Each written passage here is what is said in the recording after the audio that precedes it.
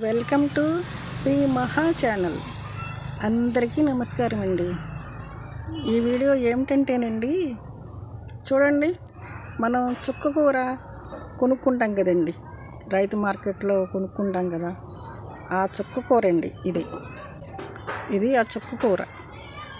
ఆ చుక్కకూర నేను మామూలుగా కొయ్యకుండా వదిలేసానండి. వదిలేసేటప్పటికి చూడండి పువ్వులు ఎలా వచ్చినాయో, చుక్కకూర పువ్వులు మీరు చూసారా? నేనైతే చూడలేదు. ఎలా అంటే చుక్కకూర కొనుక్కోవడం వండుకోవటం అంతవరకే తెలుసు, కానీ ఈ చుక్కకూర మొక్క పెట్టాక నేను కొయ్యకుండా ఉంటే ఇలా వచ్చేసినాయండి ఫ్లవర్స్.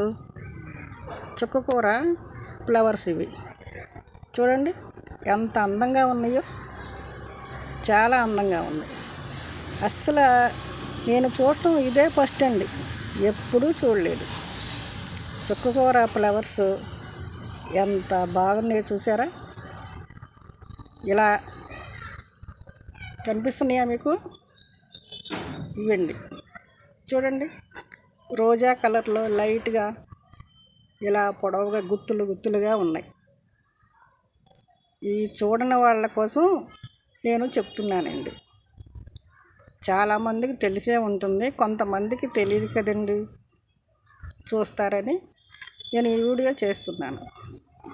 చూడండి, నేనైతే చూడలేదు కదండి, నాకు తెలియదని నేను చెప్తున్నా అందరికీ. చూడండి చుక్కకూర ఎంత బాగా పెరిగిందో.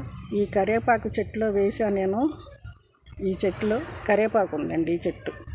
ఈ కరివేపాకు చెట్టులో నేను విత్తనాలు చల్లానండి. ఆ విత్తనాలకే ఇలాగా వచ్చేసిందండి. నేను చూద్దాము అని కొయ్యలేదండి. ఫ్లవర్స్ వస్తున్నాయి కదా, విత్తనాలు ఎలా ఉంటాయో చూద్దామని చూస్తున్నానండి. ఇదేనండి వీడియో. చూశారు కదా, షేర్ చేయండి, లైక్ చేయండి.